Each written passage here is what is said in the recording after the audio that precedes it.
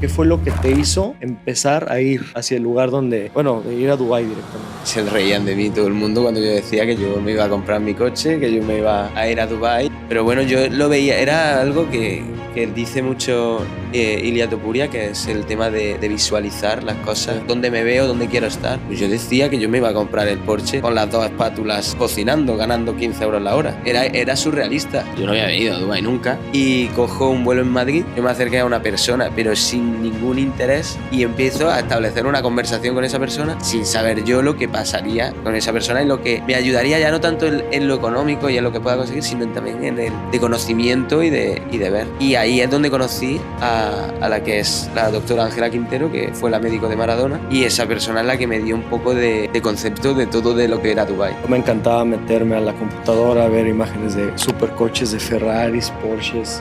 Creo que muchas personas tenemos o tuvimos ese sueño. Sé que es un sueño que también tú tenías de muy joven. ¿Cómo fue convertir ese sueño en realidad? Pues fue una de mis mayores ilusiones aquí en Dubái, la verdad. Un sueño que viene desde muy atrás. Y la primera vez que lo cogí, la verdad es que me lo dejó mi padre, no se lo creía, me dejó el coche solo. Y ese día pasé de querer el coche a necesitarlo. Desde el día que yo cogí ese coche, pasaron 1 año y 2 meses hasta que conseguí comprarme el mío. Hola a todos y bienvenidos a este nuevo episodio de su podcast Zero to 100, The Road to Success. El día de hoy estamos con Carlos, un crack realmente en el ámbito del real estate aquí en Dubái, que ha llegado desde 0 al 100% en muy poco tiempo realmente y una corta edad que la verdad es impresionante. Tenemos una muy buena historia, tuvimos la oportunidad de conocernos a través de un grupo ahí de autos exóticos, porque bueno, tú tienes uno increíble. Y bueno, a partir de ahí tuvimos una buena relación y fui creciendo, y un día que tuvimos una junta muy interesante ahí en el Burj, lograste comentarme parte de tu historia y la verdad eso me inspiró mucho, ¿no? Para entender lo que es la esencia de Dubái, ¿no? A dónde viene, a dónde te lleva, y obviamente eso para mí fue importante, ¿no? Y también por ese sentido yo quería invitarte aquí y bueno, bienvenido, Carlos. Un placer, siempre un placer estar contigo. Sí, amigo, muchas gracias. Obviamente para mí importante acá, Carlos, es entender, muchas veces las personas solamente vemos, ¿no? Cuál es para nosotros el éxito, o como en tu caso, ¿no? Que pueden ver o pueden entender que ya está en un lugar de éxito, ¿no? Para mí importante entender cuál es la esencia de ti, quién es Carlos, de dónde viene, de dónde nació, cómo fue esa transición, de dónde eres, de qué parte de España Pues yo eres. realmente, aunque aquí digo que soy de Málaga porque no mucha gente conoce mi ciudad, yo soy de Jaén, una ciudad pequeña de Andalucía, Ujú, donde la verdad que he sido muy feliz ujú. y he tenido una familia, la verdad que increíble. Sí, fíjate, el tema familiar es importante, justamente lo hemos platicado anteriormente en el podcast. Sabemos y entendemos que la influencia de los padres es un referente grande. Tengo curiosidad, ¿tu papá es empresario, es una persona emprendedora, o qué es el ejemplo más o menos que tu papá te ha dado? Sí, al final mi padre es una persona que yo he visto trabajar por la mañana, por la tarde, por la Sí. noche, todos los días de la semana, y al final él heredó, por así decirlo, su despacho de abogados, Mm, lleva mi apellido también, y es un despacho de abogados que viene desde mi bisabuelo. mm, Entonces, es un negocio que ha estado funcionando muy bien, pero siguiendo el consejo de mi padre, el sitio no era España, ni la abogacía tampoco era el claro. trabajo que me iba a llevar a los objetivos que mi padre creía que yo podía tener. Claro, fíjate, eso es importante. Yo personalmente también tuve la bendición que mis papás no estuvieran predeterminándome, ¿no? A elegir lo que ellos a lo mejor se estaban dedicando. Siempre me dieron como un abanico de oportunidades para que yo pudiera elegir a dónde ir, cómo hacer, a dónde ir, ¿no? Personalmente a mí siempre fui apasionado de la ingeniería, me encantaban los cables, me encantaba la programación desde muy joven, y mis papás, a pesar de que no se dedican para nada a eso, me dieron todas las herramientas, y muchas veces es muy complejo, ¿no? Y también entender, ¿no? De lo que tú comentas, ¿no? Desde que tu bisabuelo tenía este despacho hasta tu papá, también fue la cabeza. Obviamente eso requiere mucho, porque no solamente es un tema de derecho, sino también es un tema de negocio, ¿no? Me imagino que toda la gestión de negocio que tu papá ha llevado junto con tu bisabuelo ha sido trascendental y generacional. ¿Tú qué puedes aprender de esta parte, de esta herencia que ellos te dan? Bueno, al final, llevar un negocio siempre es difícil, y además un negocio que aguante 3 generaciones no es fácil. Además, un buen despacho que está en el centro de Jaén, que también pues trata temas a nivel nacional e internacional. Y a ver, a mí siempre me ha llamado mucho la atención pues, el trabajo como tal. Yo he ido a ver a mi padre a juicios y la verdad es que es impresionante porque es que Sí, cambia la perspectiva. Nunca lo claro. había visto en esa forma y me parecía súper curioso y me llamaba mucho la atención, pero es verdad que luego el feedback que yo recibía de mi padre, que por muy chulo que pueda estar el trabajo, Sí, tiene mucho trabajo detrás y también es un trabajo muy desagradecido, porque estás trabajando con gente que ya tiene problemas de por sí sí, y luego a la hora de pagarte eso es otro problema que se les suma a su vida. claro. Y muchas veces no pueden llegar incluso a pagar muchos de los clientes. Y aunque tú hagas un buen trabajo, aunque tú te desarrolles y des el 100%, no recibes la recompensa que te mereces.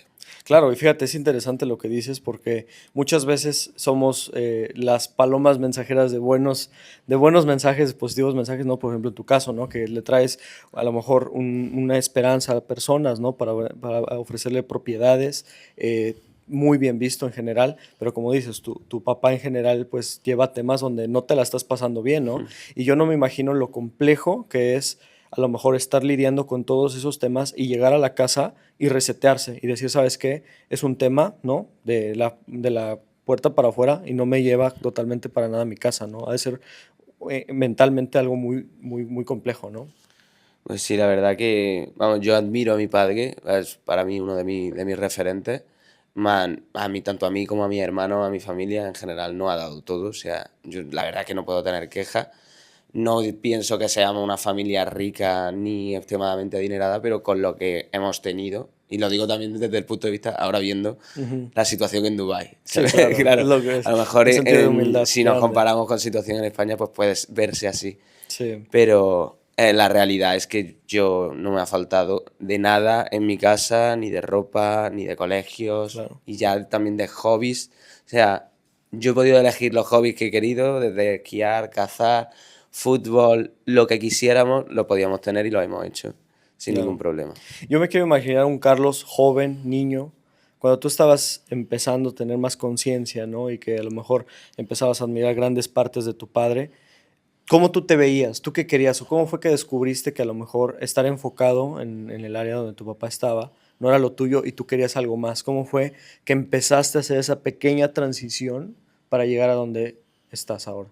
A ver, yo siempre, y bueno, también esto es algo muy chulo, que al final, como te digo, la ciudad era pequeña y el entorno de mis padres era un entorno relativamente pequeño y yo veía tanto a él como a su entorno, un entorno muy guay, con una vida pues relativamente cómoda y todos los hijos de sus amigos eran mis amigos, porque al final estábamos en la misma ciudad y todos pues veíamos a nuestros padres y queríamos ser de mayores como ellos.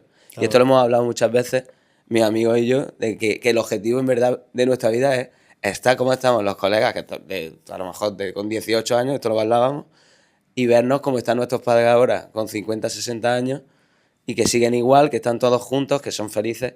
Y la verdad que eso es algo de admirar, que no estábamos pensando tampoco en ser megamillonarios, es tener la calidad de vida que tienen ellos. claro, Y que ahora es verdad que a día de hoy en España es difícil, con un trabajo como el que tienen nuestros padres, claro. llegar a esa calidad de vida porque las cosas han subido mucho y todo no funciona igual que antes. Sí, y yo estoy totalmente alineado con lo que dices y yo necesariamente entiendo que en la fotografía grande, ¿no, Carlos?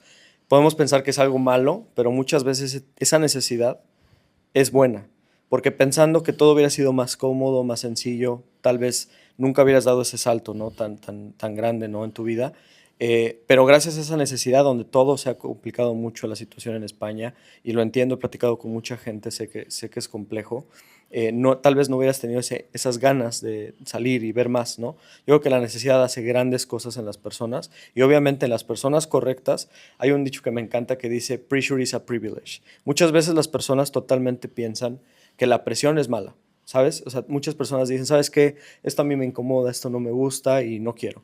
Porque tal vez para ti lo más cómodo hubiera sido seguir ahí, ¿no? En tu lugar de origen, con tu papá y simplemente con el cobijo, pero decidiste complicártela, yo creo que de una manera monumental, ¿no? Que obviamente problemas grandes pagan grandes recompensas, por supuesto, ¿no? No, sí, estoy completamente de acuerdo. Y además, un amigo mío que se llama Félix me lo dijo cuando yo le dije que me iba a Dubái. Me dice que parece que te gusta complicarte la vida. Sí, Y a ver, en parte no es que me guste, pero en respuesta también a lo que tú dices de que la presión no es mala, yo pienso que los diamantes se crean bajo presión justo, sí, y que al final yo tengo un objetivo, o tenía un objetivo en ese momento, cuando yo decido venirme a Dubái, diferente a lo que podría tener cualquier otra persona. Al final yo en ese momento yo estaba buscando un éxito, que luego hablaremos de ello, pero que no era lo que yo creía que era el éxito.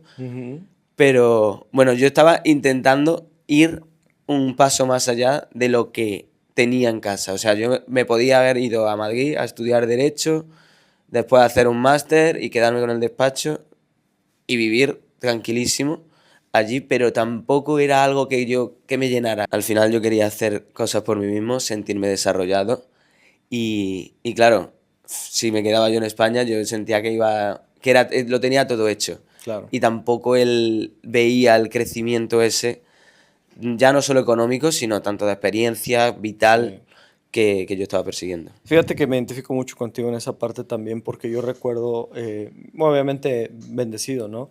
Mis padres siempre diciendo, bueno, ya saliste de la universidad, totalmente el apoyo sigue para que sigas viviendo con nosotros, quédate aquí con la familia.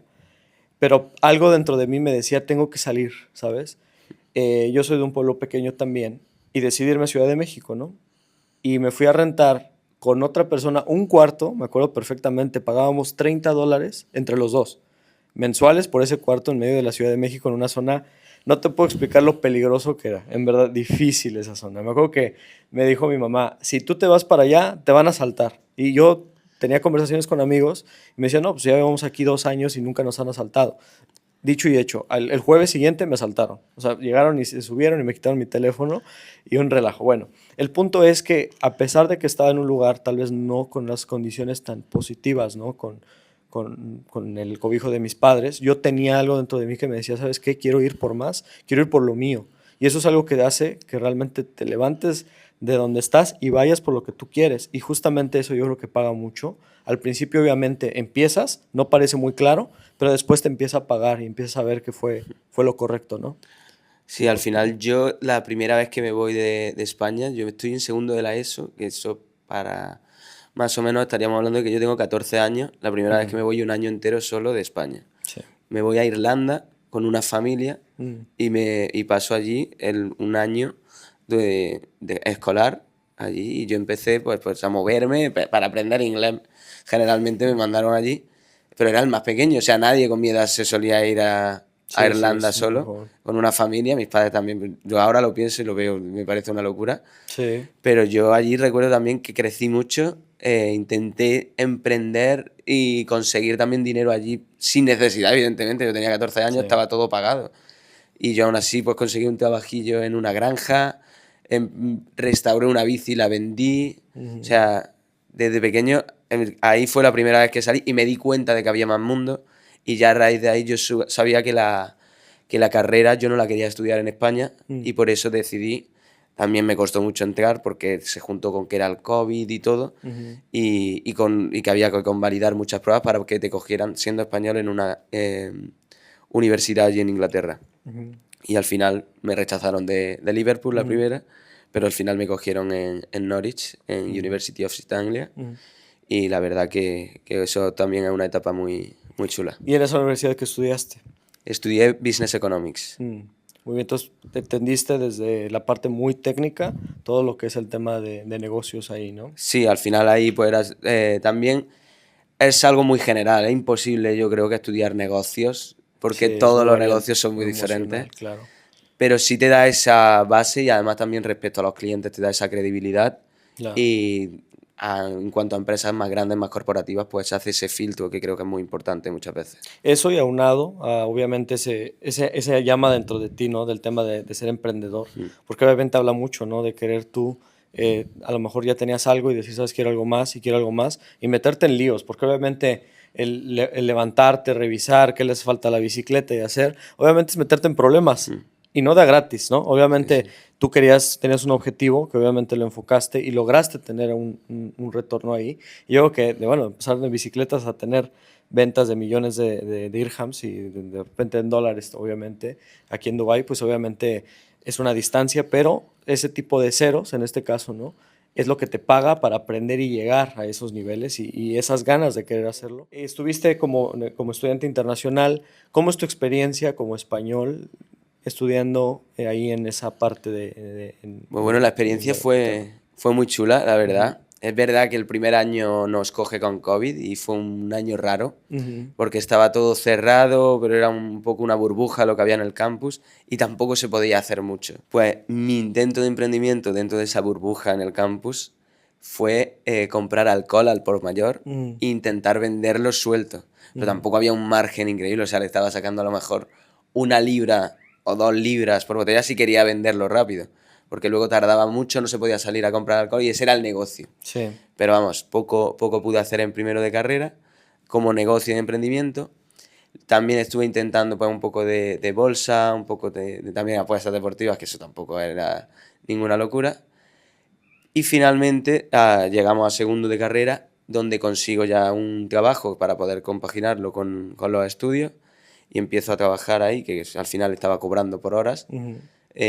Y gracias a ese trabajo pues consigo ahorrar y también pues con ese mismo ahorro, sin tener que pedirle un extra a mis padres nunca, poder viajar también por Europa, por Inglaterra.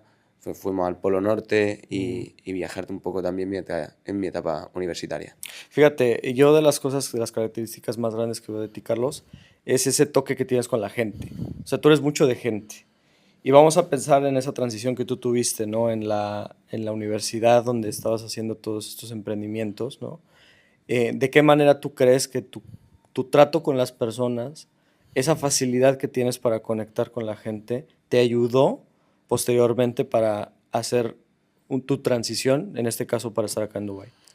Bueno, al final, en la universidad tratas con mucha gente. Luego Sí. también yo era parte del equipo de fútbol y ahí pues tratas con gente también muy internacional y de todo el mundo. Y luego para más, al final yo estaba, a lo mejor lo que podemos decir, porque los del equipo de fútbol generalmente son los niños pijos de la Mm, universidad, pues estaba con los niños pijos de la universidad, que eran niños que eran millonarios de Inglaterra, ujú, la mayoría de ellos, y luego estaba en el otro lado. Yo estaba ujú, trabajando por horas en un trabajo, yo estaba trabajando de cocinero en claro. un sitio que se llama Wagamama, Ujú, muy famoso en Inglaterra, es un restaurante asiático, de un sitio que además fui ascendiendo que me querían hacer a mí allí jefe, yo eso no era mi vida. sí. Pero, claro, entonces yo tenía todo el arco de Mm, gente y de tipos de personas que había en el mundo. Y yo ujú, sabía cómo tratar con todo el justo. mundo y cómo acercarme a eso. Y eso de cara a lo que hay aquí en Dubái también en el aspecto internacional. Al final me ayudó mucho en las relaciones el tener esta experiencia y esta presión, porque dentro de que era un cocinero, al final ahí estábamos hablando de que ese restaurante hacía 15.000 euros al día. Ujú, Entonces era una presión también muy grande y luego pues a mí me fueron ascendiendo a manager y también gestionar presión, aunque fuera algo que no tenía importancia. Y luego el saber relacionarte también con gente que ha tenido otra vida, que no es ni mejor ni peor, ha tenido otra vida, y el saber hacer ese approach, mm. yo creo que me ha ayudado mucho pues toda esta carrera. Fíjate, eso me recuerda a un libro muy bueno que se llama How to Be Friends and Influence People. Ese libro para mí es uno de los libros que más me ha cambiado en esta nueva etapa que estoy llevando en mi vida, que habla precisamente en la capacidad que tenemos las personas en establecer conexiones genuinas. Muchas veces vamos por la vida sin pensar que debemos de tener cierta técnica para tener conexión con personas. Justamente hice un video hace poco tiempo que habla sobre el éxito financiero, ¿no? Eh, Sé que a veces no se ve, no es muy fácil de entender, pero el éxito financiero en la sociedad es cómo tú te llevas con las demás personas, cómo tú los haces sentir, qué tanto tú estás dispuesto a escuchar a los demás para que eso funcione. Obviamente en tu caso, ¿no? En esas transiciones, ¿no? Donde naturalmente tú tal vez sin pedirlo, porque un líder no elige ser líder, ¿sabes? Un líder no dice, yo quiero ser manager, yo quiero que ya llevar personas. Obviamente las personas nos vamos filtrando automáticamente. Son ese tipo de perfiles y de habilidades sociales que nosotros nacemos, ¿no? A veces se aprenden, pero muchas veces nacemos con ellas, que son una bendición, que nos ayudan a avanzar en nuestros pasos por las experiencias profesionales, ¿no?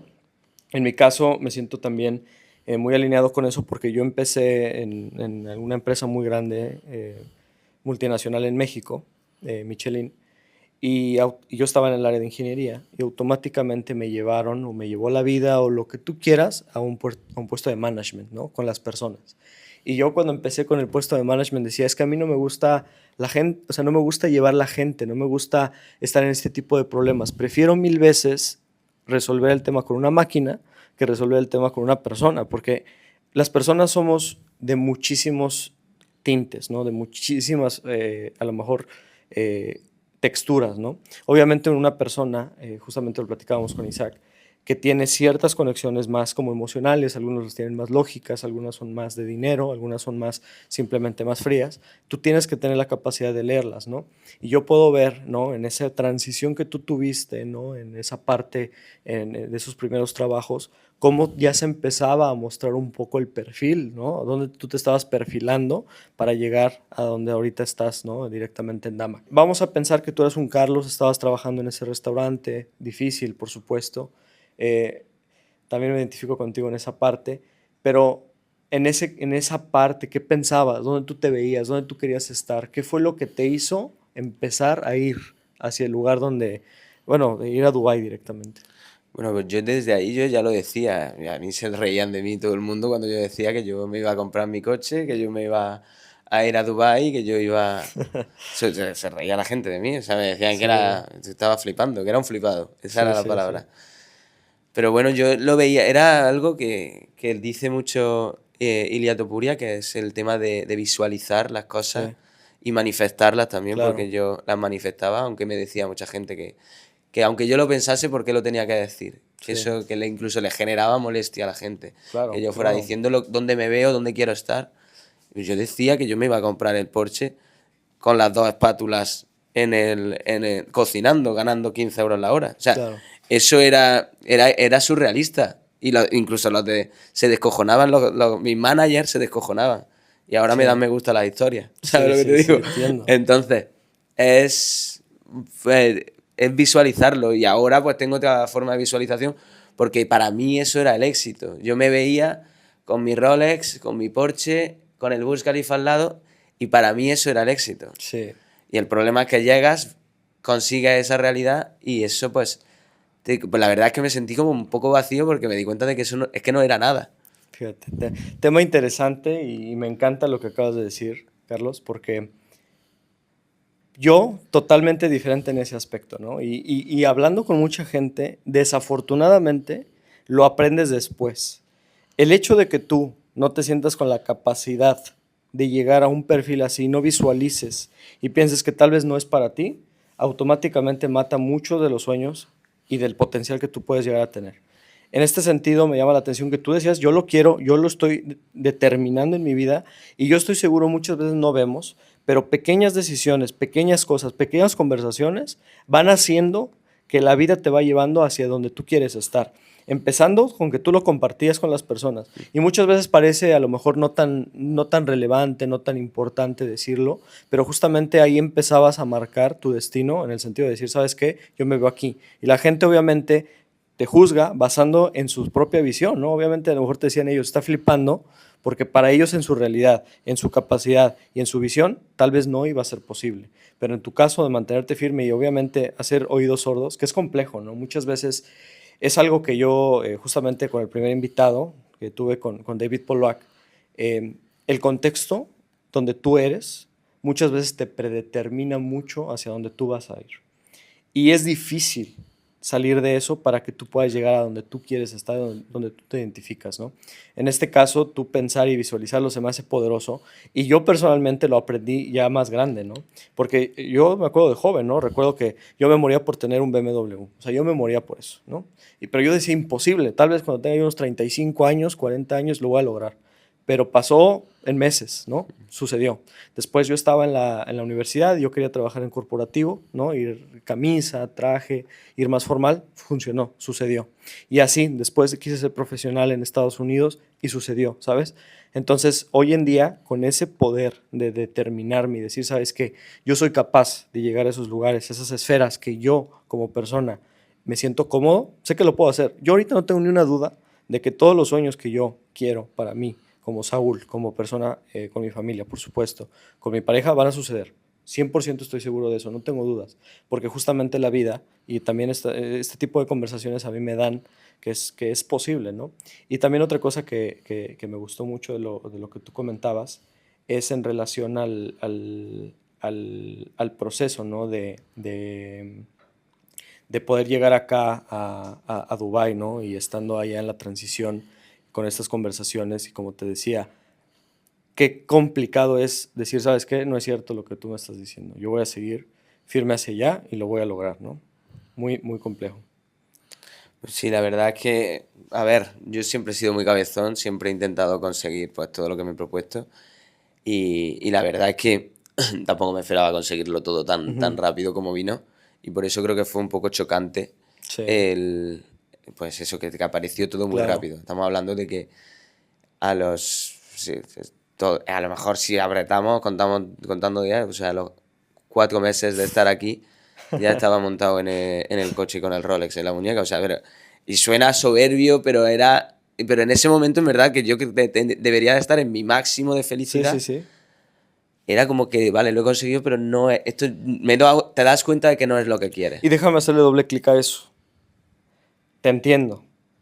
A veces idealizas tanto una situación que justamente en el proceso de obtenerla sientes más dopamina, sientes más emoción que cuando realmente lo tienes. Ya cuando lo tienes dices, bueno, ¿qué sigue? ¿Sabes? Entonces muchas veces yo he aprendido, fíjate, hay una analogía que me encanta, que es de Alan Watts, que habla sobre que la vida no es la analogía de la vida no es un tema de un viaje, ¿no?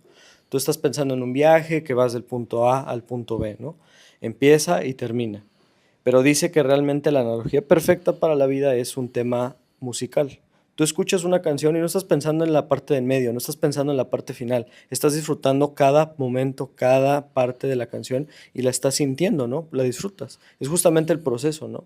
Muchas veces las personas que tienen ciertas ambiciones tan grandes, en este caso como tú, donde tenemos tanto rush de querer llegar y estar ahí y pensar que ya es, nos vamos a encontrar al final del camino, pues que no era realmente lo que importaba. ¿Qué importaba? Pues el camino, ¿no? Tener el problema de no tenerlo y pensar cómo es que voy a llegar. Y obviamente hay momentos de la vida donde pues, somos más bendecidos, ¿no? Donde llegamos, como tú dices, en 4 meses, increíble. Y obviamente no fueron 4 meses, porque yo sé que tu éxito llegó precisamente desde antes, desde que tú estabas prospectando, desde que tú tenías el ímpetu de, ¿sabes qué? No me determinaba de lo que decían mis papás. Yo quiero hacer otra cosa más grande. Aparentemente son 4 meses, pero realmente son años que te tomó llegar ahí, ¿no? Pero fíjate, después de esa lección que tú aprendiste, ¿no? Que lograste tener ese perfil de un supercarro, ¿no? De tener ese perfil, ¿no? En general en tu vida. ¿Cómo tú llevaste a cabo esa administración emocional para sentirte todavía, ¿no? Con las ganas de levantarte todos los días y sabes que necesito algo más.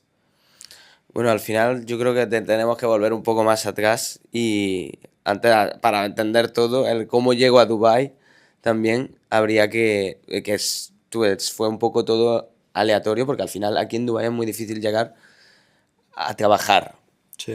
como tal. O sea, yo llegaba sin experiencia, yo llegaba desde la universidad y de verdad hice mucho foco en venir a Dubái porque era mi sueño y al final en lo que tú has visto en las redes sociales y eso creo que también crea tu imagen del éxito, Sí. las redes sociales, que el éxito son X y Z y que eso es el éxito, que luego no es real. Sí.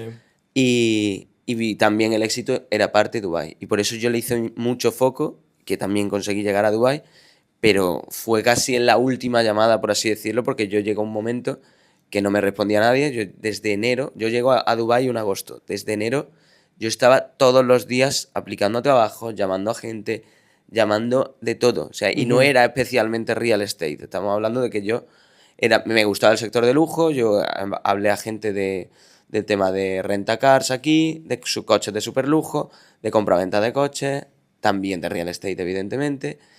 Y también trabajos más corporativos, Deloitte, EY y este tipo de empresas también aquí. Evidentemente, sin experiencia aquí no te cogía nadie. Ujú. Y ya tiré la toalla a la Ujú. altura de mayo. A tirar la toalla, dejé de aplicar, empieza junio y empecé a tener contacto con una gran empresa en Londres que se llama Marsh Parson y me pusieron un muy buen contrato encima de la mesa y yo tenía que ir en agosto a firmarlo. Ujú. Era un contrato de 50.000 libras al año, Ujú.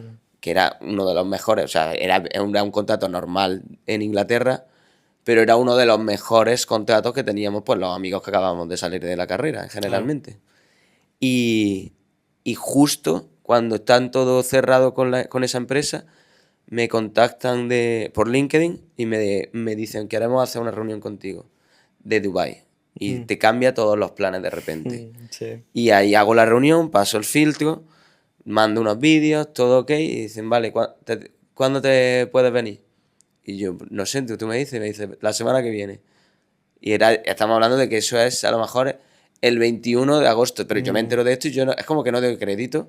Me mandan el contrato y tengo el contrato, que era un contrato en comisiones. Estamos hablando de tengo un contrato de que tú ganas lo que vendas, si vendes, no te damos nada, pero nada de nada. Sí. O te vas a ganar 50.000 libras al año a Londres. Y la verdad que yo pues me tomó un par de días pensarlo, además me pilló fuera de mi casa, o sea, no estaba ni con mis padres ni con mi pareja, estaba yo en Cádiz con mis amigos y estaba un poco en shock hablando con los padres de mis amigos para ver, también te digo, era un punto de vista que era muy poco objetivo, pero claro, como mis padres lo veían, los padres de mis amigos no tenían ninguna relación conmigo, ni cariño ni nada en ese aspecto, ellos podían dar una opinión objetiva. O sea, no es una opinión como la de mi madre, que puede ser subjetiva, quédate más cerca, pidiéndome claro. que me quede más cerca. Y claro, ellos me dijeron que me fuera 100% a Dubái. Incluso me acuerdo que la decisión yo no la tomo por lo que me dijo la gente. Yo llamo a la de recursos humanos de Mars and Parsons en Londres y la llamo y le digo, tía, en inglés todo esto, le digo, mira lo que me acaba de pasar. ¿Qué hago? Y me dice la de recursos humanos de Mars and Parsons, dice, hombre, aquí ya has pasado todos los filtros y te vamos a volver a coger en cualquier momento. Yo me iba a Dubái a ver qué pasa. 100%. Y claro, ya que me dijo hasta la de recursos humanos que me fuera a Dubái, Sí. y digo, pues me tengo que ir a Dubái. Y el tema es que, claro, yo me iba a Dubái, yo tenía ahorrado 20.000 euros de los 3 años trabajando en Wagamama. Mi padre me dijo que él no me iba a pagar nada. Y tenía yo 10.000 metidos en criptomonedas y 10.000 cash. Y con eso es con lo que me vine aquí y así empieza la historia de Dubái. Sí, fíjate que ese riesgo, ¿no? Yo honestamente creo que muchísima gente, un 90%, se ha ido por lo seguro, ¿no? Vamos a pensar, increíble, tienes un contrato seguro, 50,000 está muy bien, y pensar aquí de comisiones, que parece un contrato muy, yo creería, difícil, porque al final ahí tienes que tener mucha confianza en ti mismo, de pensar que vas a poder llegar a prospectar, cerrar y comisionar para poder vivir, ¿no? Obviamente. Y yo creo que también, ¿no? Ese reflejo de ese ahorro que tú ya tenías, pues es de todo lo que trabajaste previamente, y esas pequeñas cosas se fueron alineando para tener las condiciones perfectas para que tú tomaras esa decisión. Y te entiendo totalmente. Sí, los papás muchas veces desde el amor, ¿no? Nos dicen cosas. Recuerdo cuando yo dije, ¿saben qué? Me voy para Estados Unidos. Me decían, ¿por qué? Si tienes un trabajo estable, te dan muchas facilidades, tienes coche de empresa, ¿por qué te vas? Y yo decía, pues porque quiero algo nuevo, quiero algo más grande que yo, de lo que soy yo. El Saúl de ahorita creo que es muy pequeño, necesito un Saúl más grande, ¿no? Entonces, al final, sí, los papás muchas veces no nos dan el consejo tal vez más fuera de lo frío, ¿no? Pero creo que también es importante ir por eso, ¿no? Y ahora, bueno, tomaste la decisión de estar en Dubái. Llegaste a Dubái. ¿Cómo fue llegar a Dubái? Bueno, el inicio, al final yo no había cogido un vuelo a Dubái, yo no había venido a Dubái nunca, ni de vacaciones ni nada, y cojo un vuelo en Madrid y hacíamos escala en Turquía, o sea, yo cogí el vuelo más barato que había, estábamos volando en agosto, que ya era barato de por sí, barato, y cogí vuelo con escala parando en Turquía. ¿Qué pasó? Que el vuelo desde Madrid se retrasó y llegamos tarde a Turquía y en Turquía perdemos el vuelo. Digo perdemos porque lo pierden toda la gente que iba para Dubái o que iba Sí, para Bodrum. Y ahí pues hay muchísimo caos, vamos, porque estaba la gente pues... Porque además el siguiente vuelo, el caos era porque el siguiente vuelo no era hasta dentro de 24 horas.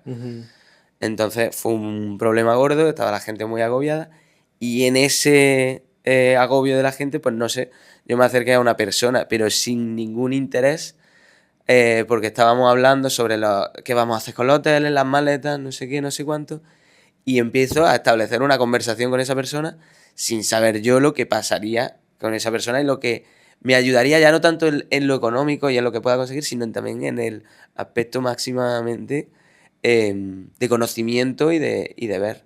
Y ahí es donde conocí a la que es la doctora Ángela Quintero, que fue la médico de Maradona, y esa persona es la que me dio un poco de concepto de todo de lo que era Dubái. O sea, en ese momento yo la conozco y bueno, hablamos, nos vamos junto al hotel. También hay otra pareja que nos acaba invitando a su boda. O sea, se iban a casar, se habían pedido matrimonio y nos invitaron a su boda. Y la boda ya ha sido y fuimos también. Y nada, increíble. Y vamos al hotel, estamos allí hablando. Yo no sabía todavía que era la médico de Maradona. Estamos haciendo el check-in y ella pasa como una tarjeta. Y fuimos al Hilton, es verdad que no tienen un buen hotel. Llegamos allí y ella pasa como una tarjeta y yo veo muchísimas noches en el Hilton. Yo no había visto ni esa tarjeta en mi vida. Yo era nuevo en todo esto. Y ya me da curiosidad. Y además, ella le dice, el bar cerrado, en Turquía estamos hablando a las 4 de la mañana, el bar cerrado. Y le dice, abre el bar al manager, bueno, al que nos estaba atendiendo. Y me dice, pero ¿cómo vamos a abrir el bar? Y dice, llama a tu manager. Y le dice al manager, abre el bar. Y dice, vale. Se va, abre el bar, se va hacia el bar. Yo estoy a la suya haciendo el check-in. Y de repente me dice, oye, tú. Digo, ¿yo? Y digo, yo ya me quería ir a dormir, son las 4 de la mañana casi. Y me dice, sí, tú venga aquí, no sé qué, vamos a tomar una cervecita. Nos tomamos una cerveza. Me dice, bueno, le cuento ya también un poco toda mi historia de mi padre, de por qué estoy aquí, a dónde voy. Y ella pues súper emocionada también con mi historia. Y me dice, ¿tú sabes quién soy yo? Y ya me cuenta pues toda su película, me enseña las fotos. Yo flipando y me dice, bueno, pues mañana tú conoces Estambul. Y le digo, no. Y tampoco me apetece. No sé, no estaba yo en ese mood de conocer todo. Me dice, bueno, mañana a las 7 de la mañana aquí, que vamos a ir a ver Estambul. Y digo, ¿pero cómo vamos a ver? Y también venía la otra pareja. Digo, bueno, no sé qué. Dice, no, mañana aquí a las 7, no te estoy preguntando. Y yo, bueno, vale, pues me bajo a las 7. Sí.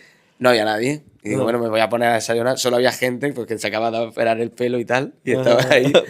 Pero yo, claro, yo solo estoy desayunando y de repente aparecen pues como 10, 15 minutos los tres juntos, la pareja y ella.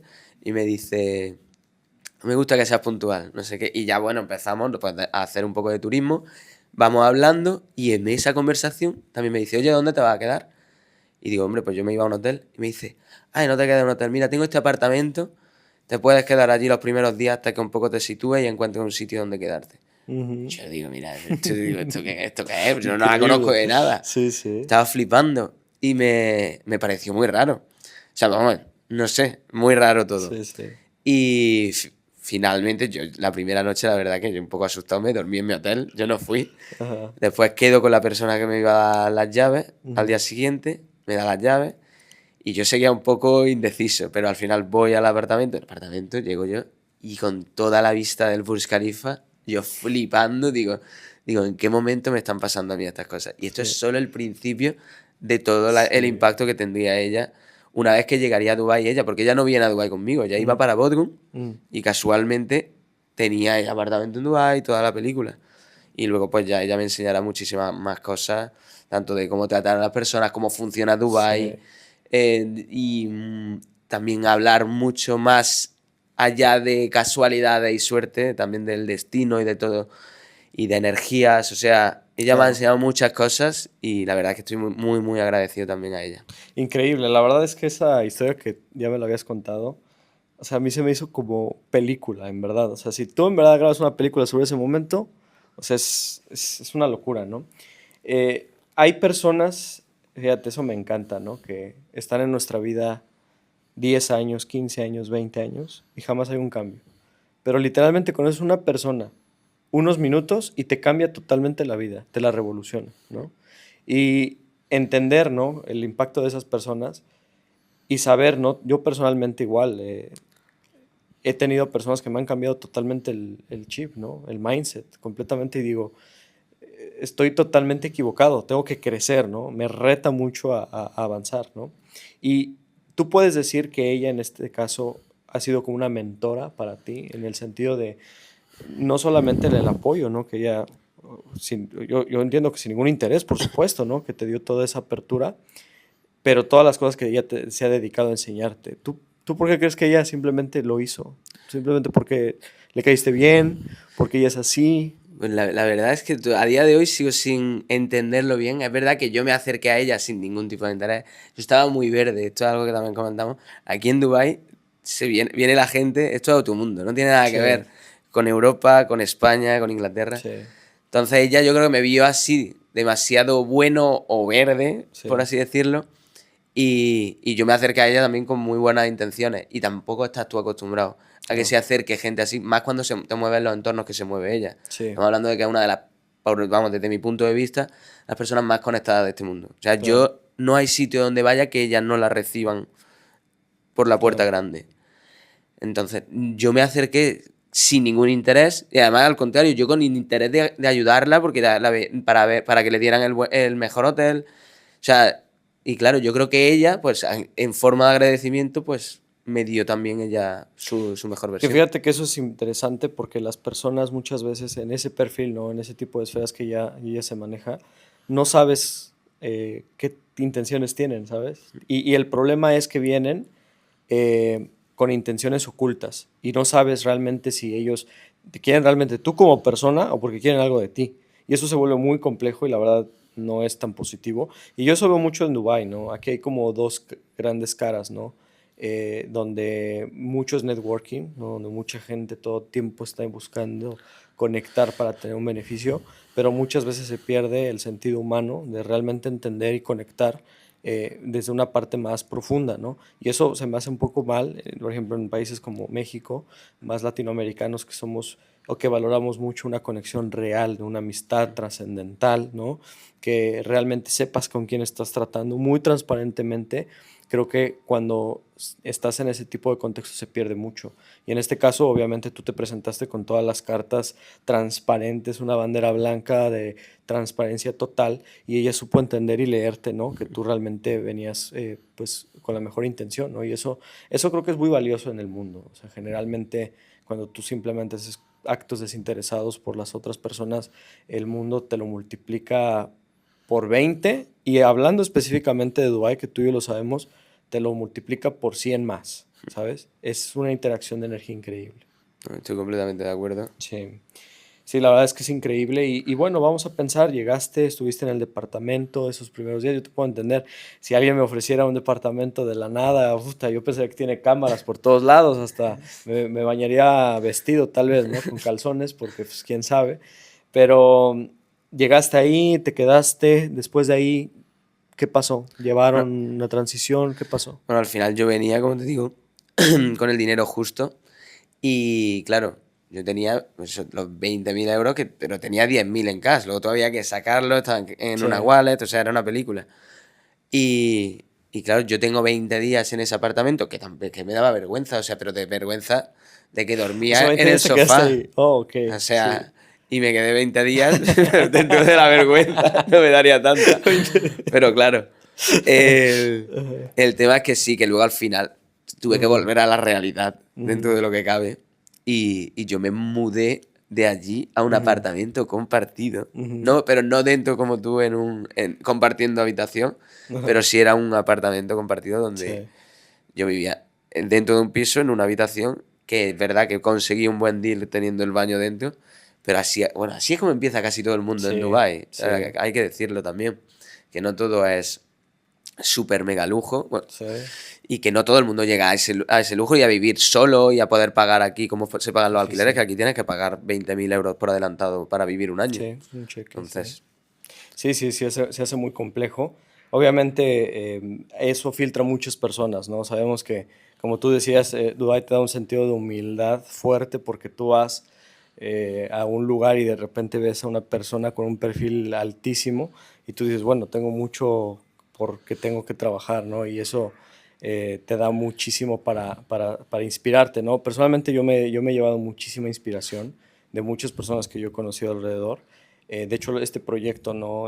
Para mí es importante porque conocí personas tan increíbles como la historia que tú me compartes y otras personas, y dije, yo necesito eso, comunicarlo con las personas.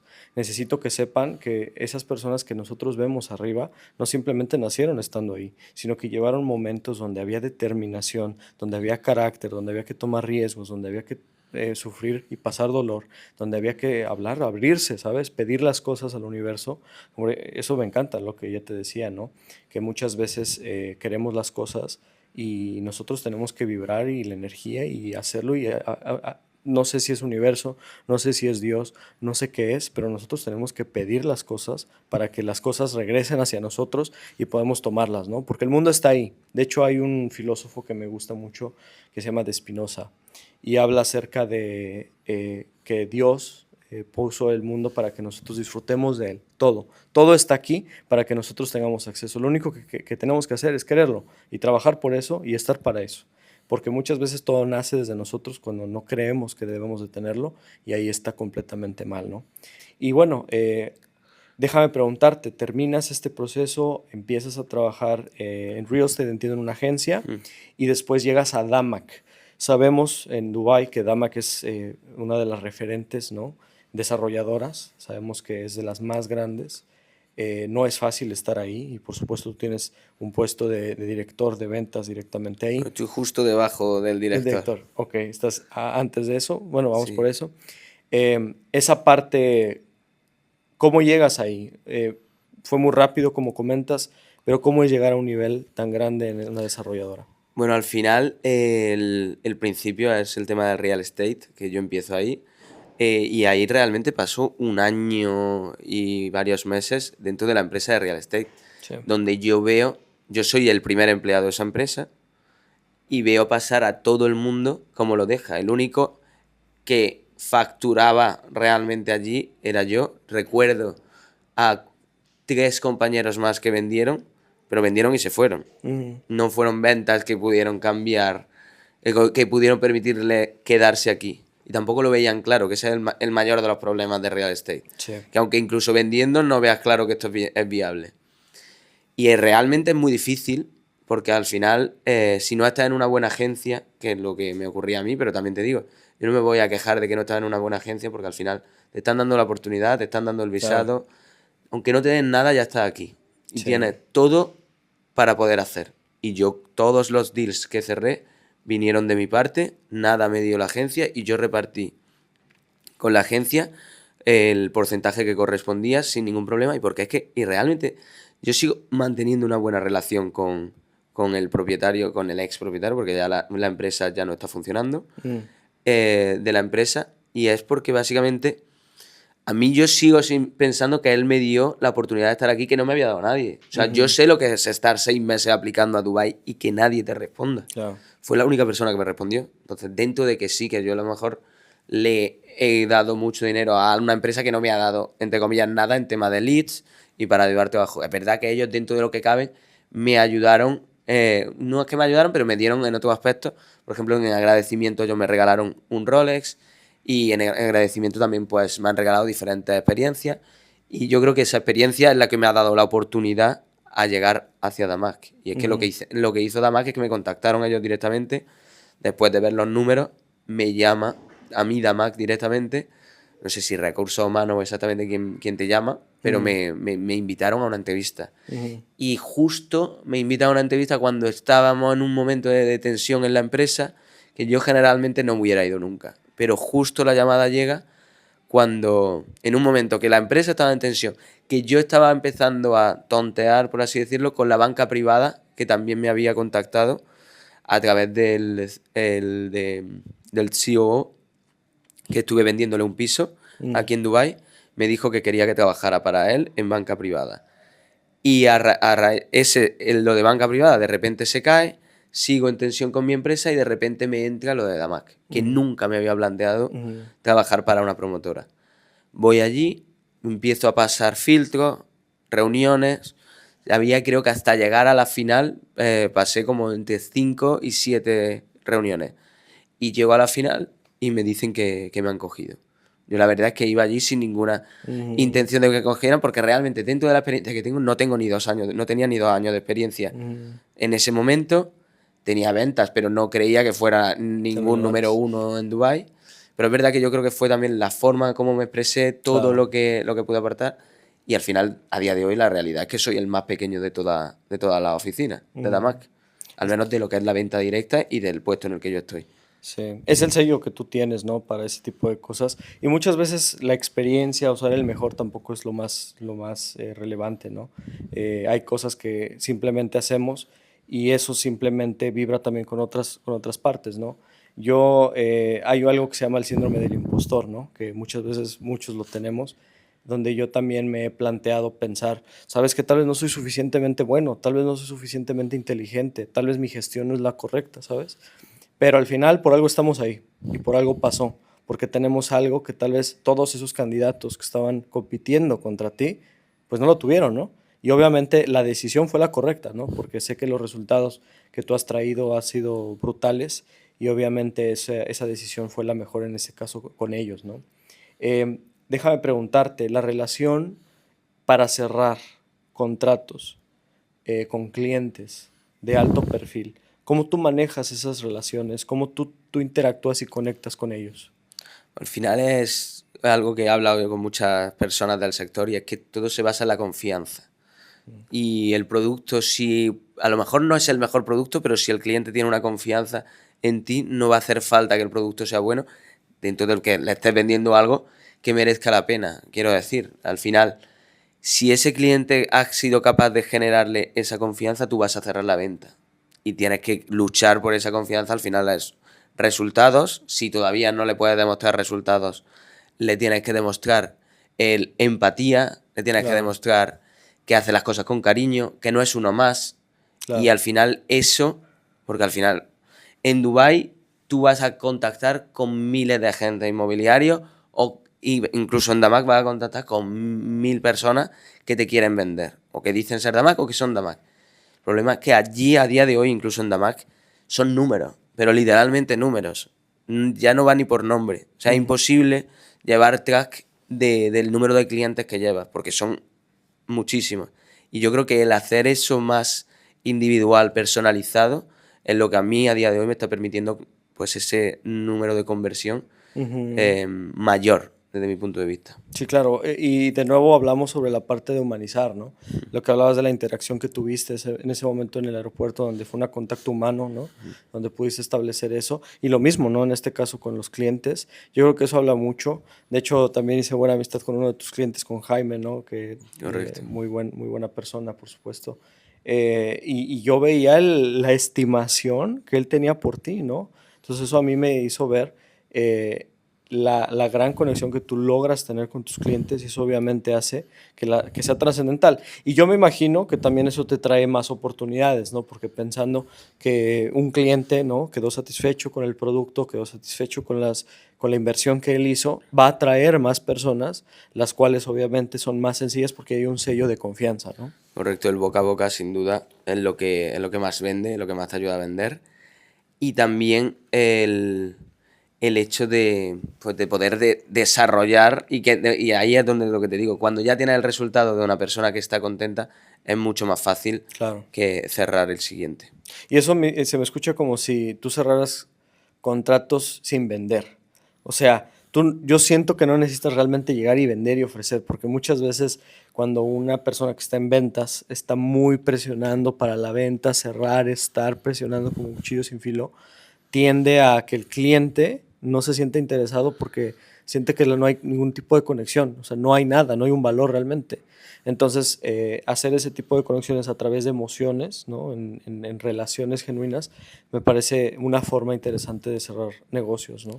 Sí, además, en concreto en el puesto que tengo ahora, yo me denomino pues, manager de relaciones, por así decirlo. Claro. Y yo al cliente lo que le vendo es que yo aquí no estoy para venderle. Y al final el cliente cuando llega a mí, el cliente ya sabe el presupuesto que tiene, sabe que quiere comprar en Dubái, sabe lo que quiere comprar. Yo no me voy a venderle. Yo digo, a ver, al cliente, yo vengo aquí a sacarte a ti el mejor deal. O sea, te voy a conseguir, si necesitamos un descuento, si necesitamos un plan gestionar el plan de pago de mejor forma. Si necesitas dividir el down payment, también te lo podemos hacer. Yo vengo a facilitarte la vida. Estoy aquí para ponerte en contacto directo y soy Damac. O sea, soy tu punto de referencia. Yo no vengo a venderte. Tú ya sabes que quieres esto. ¿Vale? Pues a partir de que quieres esto, tenemos también esta opción, compáralas, estudialas y de estas te voy yo personalmente a conseguir la mejor. Claro, y eso es un contrapunto muy grande, o sea, algo que me llama la atención, de lo que tú no tenías en la primer compañía, ¿no? Donde tú tenías que literalmente prospectar, sacar. Y tengo mucha curiosidad, ¿cómo lograbas sacar leads? O sea, ¿cómo haces eso de la nada, sabes? No conoces a nadie, no tienes contactos, inclusive para personas que no conocen absolutamente a nadie aquí en Dubái o que ya tienen años conociendo aquí en Dubái es complejo. ¿Cómo tú lograbas sacar leads en esta empresa? Al final es mucho de network, aunque le llegué a coger un poco de tirria al tema del networking, Sí. pero el moverse por Dubái es muy importante, saber con quién pasar tiempo. Aquí el tiempo pasa muy rápido 100%. y hay que elegir a las personas correctas con las que dedicas tiempo. Y ahí viene también, vuelve, cuando Ángela vino de Bodrum. Ángela es la Ujú. médico de Maradona. Y ya llega ella, me invita a un yate, conozco ahí a mi primer cliente Mm, un mes y medio después de haber estado en Dubái. Conozco a mi primer cliente, que es un cliente que ya será un cliente de por vida. A día de hoy me ha comprado ya 3 pisos, ujú. ¿vale? Y claro, es una persona que, por ejemplo, conocí gracias a que conocí a otra persona en el Claro, aeropuerto. Luego, también a través de las redes sociales, pues me ha llegado gente como Jaime. sí. Y así, pues, una lista sin parar. También el piloto de avión que Oh, sí. conocí en un beach club. Y así los clientes, tampoco es que tuviera muchísimos, pero los que tenía los trataba con muchísimo cariño Efectivos, y claro. los convertía. Sí, claro. Y bueno, ahorita redes sociales sabemos que es un catalizador enorme, ¿no? Para todos los proyectos que tú puedes tener y todo lo que tú quieres lleva. En el tema de redes sociales, en las estrategias de marketing que tú tienes, ¿cómo estás gestionando toda esa parte para tener nuevos clientes? Pues al principio le estaba dando, sobre todo cuando era más agente, intenté potenciarlo bastante, la Ujú. verdad. Y es cierto que la empresa en la que estaba intentó invertir un poco en que se me hiciera buen contenido, pero es muy difícil destacar en redes, hay muchísima gente vendiendo y el Sí. problema es ese, que vender en redes no vende. Ujú. Así lo veo yo. El que te está vendiendo en redes no va a funcionar. Entonces fue bastante difícil y es verdad que pues tuvo algo de interés, sí recibí, pero no era algo que te fuera Que fue a a dar convertir. lo que realmente necesitas, Claro. teniendo en cuenta pues todo necesitas más volumen y no creo Sí. que fuera la solución, al menos, no como lo estaba haciendo yo. Y eso es un tema importante porque muchas veces, o yo veo que muchos del real estate están apostando totalmente, tienen todos los huevos en la canasta en redes sociales. Totalmente ahí piensan que la segmentación, que la generación de leads por parte de Instagram, TikTok y demás va a generar leads que se puedan convertir realmente en un cliente.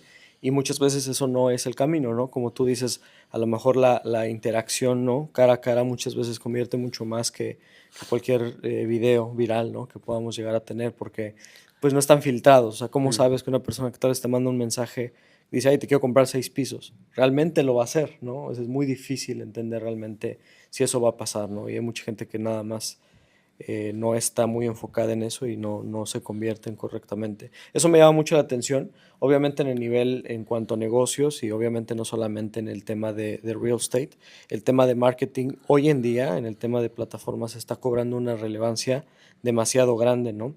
Y generar una marca personal donde la gente pueda sentirse identificada contigo y también confiar, ¿no? Tú en este caso sientes que has generado una marca personal en el sentido de real estate como un referente para la industria aquí en Dubái. Yo sinceramente no creo ni quiero ser un referente de nada, ni para Ujú. nadie. Yo quiero ser feliz, yo quiero cumplir mis objetivos. Claro. Y en tema de marca personal, la verdad es que a mí las redes sociales no es que me apasionen. Ujú. A mí me gusta pues de vez en cuando subir algún vídeo, pues si estoy en algún sitio chulo. Sobre todo el tema de coches me gusta mucho, tener ahí el recuerdo. Claro.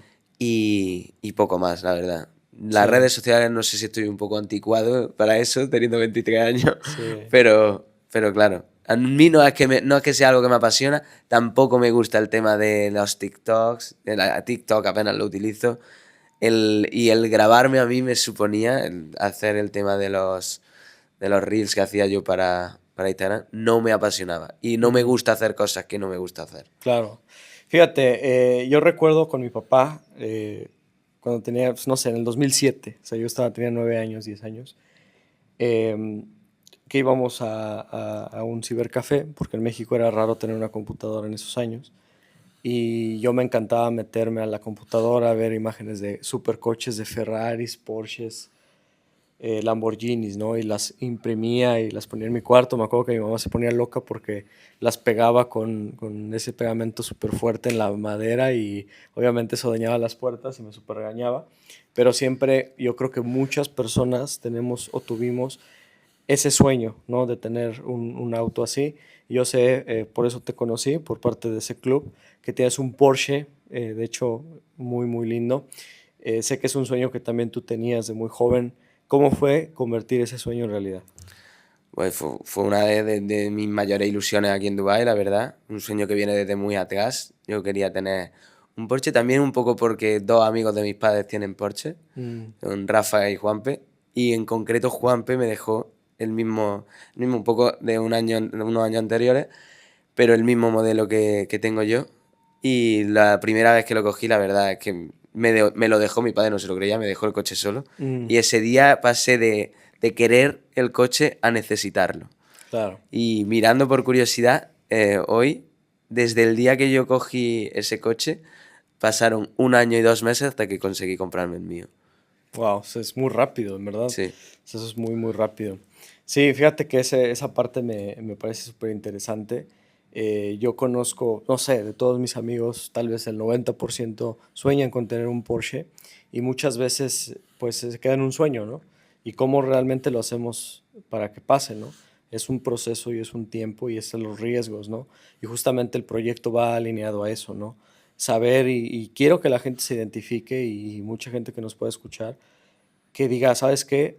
También yo he tenido esas pequeñas, tal vez no iguales, obviamente, oportunidades, pero las he dejado ir porque tengo miedo, porque tal vez no, pero a través de Carlos, ¿no? Entendiendo tu historia, cómo fue que llegaste, cómo fue que te arriesgaste, hacer clic y decir, ¿sabes qué? La siguiente que se presente la voy a tomar, porque si yo como persona quiero algo, y no vamos a pensar un Porsche, obviamente el Porsche está materializado, ¿no? Es algo ahí, pero tal vez tú quieres, no sé, tener tu propio departamento, un espacio, una casa, algo para tu familia, o tal vez, no sé, físicamente estar pleno, ¿no? O sea, lo que tú quieras, como tú lo quieras tener, totalmente lo puedes hacer, ¿no? Entonces, yo creo que de este podcast se agrega muchísimo valor, o sea, increíblemente nosotros en esta conversación pudimos entender, desmenuzar mucho de lo que tú eres y para mí el interés, ¿no? Genuino de entender tu cero, ¿no?